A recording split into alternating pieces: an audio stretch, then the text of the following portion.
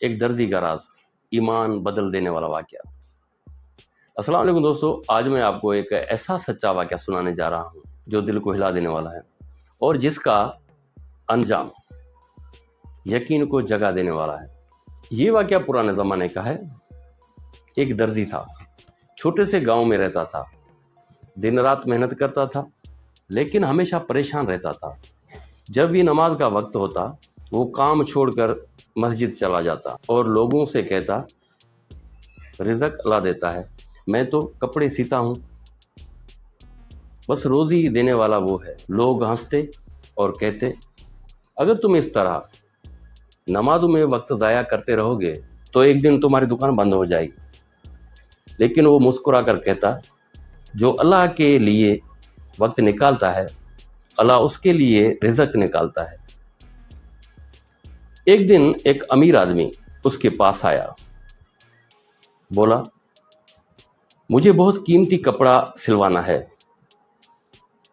لیکن کل صبح تک چاہیے، اگر وقت پر نہ دیا تو نقصان تمہارا۔ درزی نے وعدہ کیا، کپڑا لیا اور رات بھر کام کرنے لگا۔ آدھی رات گزری، آنکھیں بوجھل ہونے لگیں، اتنے میں مسجد سے اذان کی آواز آئی۔ درزی نے سوئی رکھ دی، کہا، پہلے رب کی پکار پھر کام۔ وہ وضو کر کے مسجد تک چلا گیا۔ واپس آیا تو دیکھا کپڑا غائب ہے۔ پریشان ہو گیا، ساری رات ڈھونڈتا رہا۔ صبح ہوئی تو وہ امیر آدمی آیا۔ درزی نے روتے ہوئے سارا واقعہ سنا دیا۔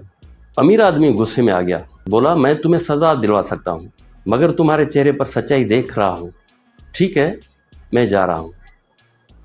درزی بہت اداس ہوا۔ 3 دن بعد اچانک وہی امیر شخص واپس آیا لیکن اس کے ساتھ قافلے کے کئی لوگ بھی تھے۔ بولا، سن لو، جس رات تم نماز کے لیے گئے تھے اسی رات قافلے کے ڈاکو ہمارے گھر لوٹنے آئے۔ انہوں نے وہی کپڑا اٹھایا جس میں میں نے سونا چھپایا تھا۔